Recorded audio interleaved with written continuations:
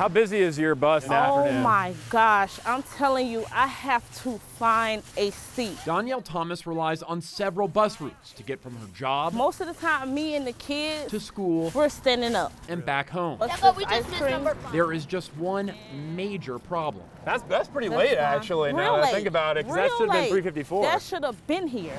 Thomas says the buses have been consistently late, making her evening commute with 3 kids even more challenging. A score out of 10, what would you give the CATS bus service?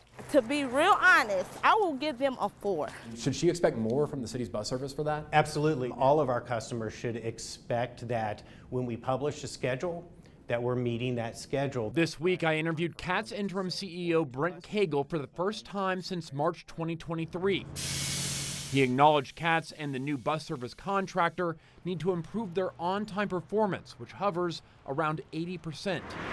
CATS' major mission moving forward is Charlotte's transit system plan and the 1-cent sales tax needed to fund it.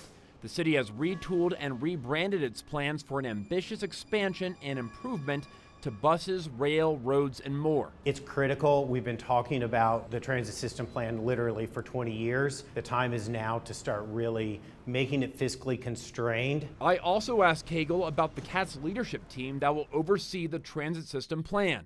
Cagle ran the airport before transitioning to CATS. Longtime Assistant City Manager Victoria Johnson oversees various bus and rail operations despite having no prior transit experience.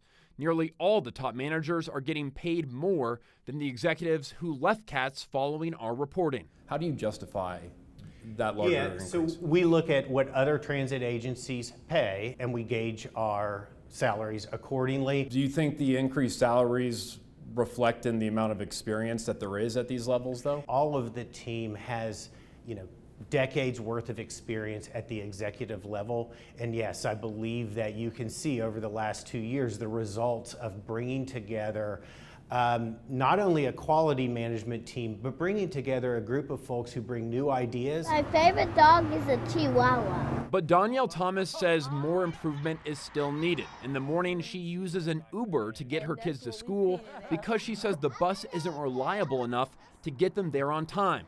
She says it costs her about $100 per week. If you were able to save the money that you're spending on Ubers, how helpful would that be?